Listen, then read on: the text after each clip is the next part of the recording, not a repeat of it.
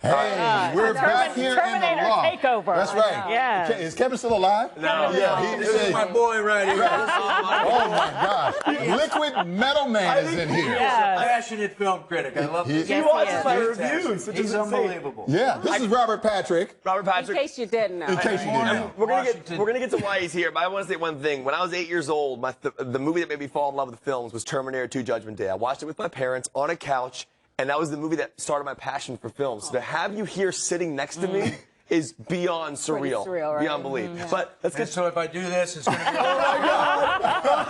famous coffee scene. All right, we'll get to that shortly. I do want to bring up why you're here. It's a very important cause. You rode your bike from California, your motorcycle, to here. Talk about why you did that, how the trip worked out, and what you were here for. Well, I do it as an escape for me to, when I stop filming, I get on my motorcycle and ride. I do some cross-country trips. About 7, 8, 9 years ago, a friend of mine, New York Mike, who's a Vietnam veteran, invited me to join him on a ride to Washington, D.C. to participate in Rolling Thunder.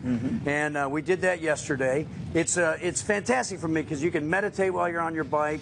And really think about what makes this country great. And one of the things that makes it great is our armed forces, the men and women that serve. Right. So to be here to help shed some light on what Rolling Thunder is doing, this particular organization is focused on MIA and POW from Vietnam. And it's a fascinating story because these guys came back and they were saying, hey, my brothers and sisters are still there. Let's go get these guys. There's some of them that are still alive, and there's some of them that are missing. We want to find them. We want to bring them back for their families.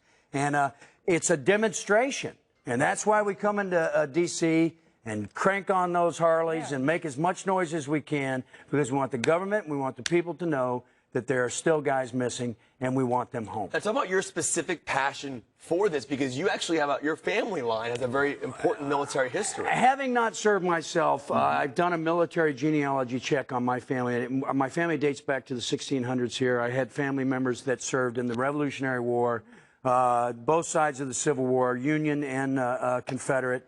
Participants in Korea, World War I, World War II. My uncle Ray St. Clair fought in Vietnam. My grandfather died as a lieutenant colonel at Fort Bragg during Vietnam with stomach cancer. So their blood runs in my veins, and that's one of the reasons why I'm so focused on. A lot of people ask me, "You're good at playing military roles," and that's why. I'm a Scots-Irish American. My ancestors fought for us, and it's one reason that I really try to focus on the veterans. And I'm currently working with the USO, going to support the troops overseas in Iraq and Afghanistan. I had a great honor to go with Admiral Mullen over there on one of the trips, spring troop tour of 2009. So I flew over there with him.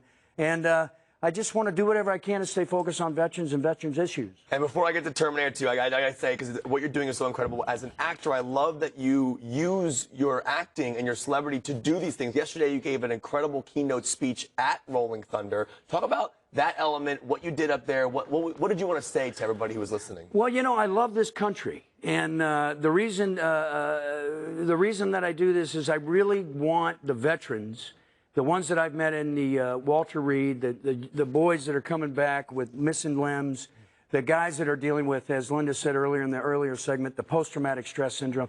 The guys that are in war right now have a longer tour.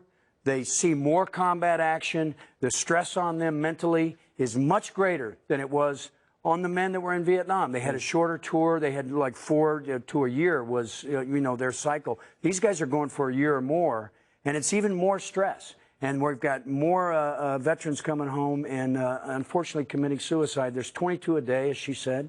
And we need to, as citizens, show our appreciation for these guys. So Memorial Day is great, and a barbecue is great. But what we can do, we can donate to RollingThunder1.org. There's the Coalition to Salute America's Heroes. There's things that we can do in our communities to support these guys and help them out and let them know how much we appreciate them and give them more than just a pat on the back. How important is it to do that beyond today? Because, yes, it's Memorial Day, and we see so many people come out, we talk about support our troops, do all this. And then after today, it almost feels like it's forgotten. And that we've got to keep it going. Yeah. That's what you, Maureen, that's what Wisdom, that's what we all have to do. We have to keep pushing and thinking about these guys and staying focused on them. Because when this does all go away, they're still over there. Right. There's still a war going on, and it's going to be going on for a while. And we've got to, as citizens, be there to back these guys up. We can't let them stumble and fall. We got to help them. And talking about the missing, are we doing enough as a nation to keep a light on this? That's what Rolling Thunder does. Yes. Is keep the government at task to do this. They're letting them know they're not going to go away. Right. We're not going to go away. We're asking the government to help us do this. And I'm not educated enough to know really whether or not they are. I don't know all the details like some of the Rolling Thunder members, but I do know that that's their contention. Right. That's what they're asking for. Ms. Patrick, before we let you go, I mean, obviously you mentioned that riding the bike and doing this is Great to see you, It's good to Kim. see you. Is your release from acting? goodness. So I wanted to ask you this question since I was 8 years old. Sure. Just to transition back into movies for a second. Absolutely. Is this the first time you've interviewed? No, Once we did. before, but it was for Gangster Yeah. Squad. Okay, But go ahead. I'm sorry. Chris, roll this clip. This is one of the best scenes ever in Terminator 2. Oh, my gosh. Of you walking through the jail cell. Here we go. All right. This scene, how did James Cameron and you pull this off? What is this? How did Oh you do boy, this? that scene was such a pain in my, you know what? I will tell you that much. I walked up to where the cells were. I had to be specifically on a mark. There was a place that my nose had to go. I couldn't look at where the mark was. It was like it was a millisecond, a quarter of an inch off or whatever. It was a big quagmire. I tell you, it was difficult. I had major headaches making this film. Out of all the things in Jim is a that, perfectionist by God, and that's why his movies are so good. out of all the things in that movie, that's the most complicated. That was one. Oh, that okay. was one. All right. There was okay. I was telling you, getting up on the back of that car, Yeah. breaking that thing. What and about doing what all about that. when you're shot where you have the big hole in your eye? Oh my God! yeah. How did they That's do the that? one I don't know. even That's know. what I remember. How did they do Is that like that? a Stan Winston Looks like a effect? magician. That was He's Stan not telling Winston and anything. ILM. Absolutely. Got you. I gotta tell you, you scared the heck out of me. So sitting next to you today, it's like I'm half Oh, alive.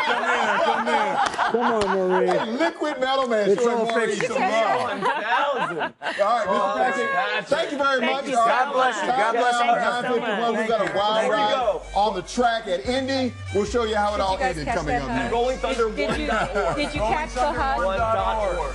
Very important. Very important. Did you guys get any news? Yo, girl, just kiss the girl. I do buy shit.